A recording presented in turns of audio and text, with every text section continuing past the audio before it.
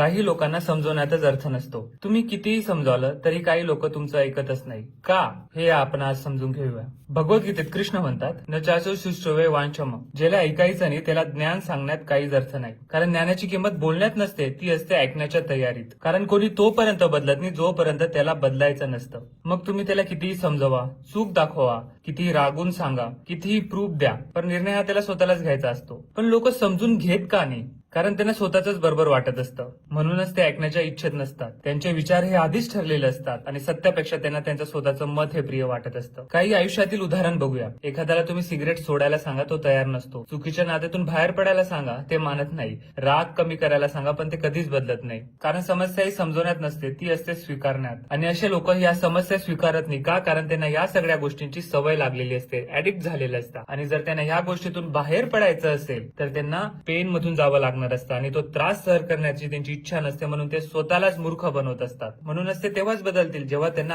गरज वाटेल. इथे आपण चूक काय करतो माहितीये? समोरचा तयार नसताना आपण त्याला पुन्हा पुन्हा समजवतो, त्याच गोष्टी पुन्हा पुन्हा सांगतो, त्याच वादात पुन्हा पडतो. आपली वेळ, ऊर्जा आणि मन शांती सगळं वाया घालवतो. आपण त्याला बदलण्याची जबाबदारी स्वतःवर घेतो. हीच आपली चूक आहे. मग यावर उपाय काय? सगळ्यात पहिले तर तुम्हाला जे मनापासून त्याच्यासाठी चांगलं वाटतं ना, ते त्याला सांगा.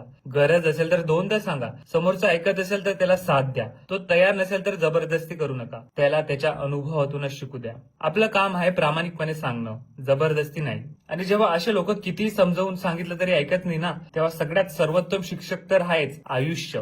कारण योग्य वेळ, अनुभव आणि प्रसंग आल्यावर असे लोक बरोबर ठिकाणावर येतात. लक्षात ठेवा, प्रत्येकाला बदलण्याचा प्रयत्न करू नका. प्रत्येक वाद जिंकण्याचा प्रयत्न करू नका. ज्ञान देणं हे आपल्या हातात आहे, पण ते स्वीकारणं हे समोरच्याच्या हातात असतं. कारण कोणाला समजवायचं आणि कोणाला वेळ समजावेल हेच ओळखणं शहाणपण आहे. कारण जिथे समजून घेण्याची इच्छा असते ना, तिथं फक्त एक वाक्य पुरेसं असतं. आणि जिथे इच्छा नसते तिथे 1000 शब्दही कमी पडतात.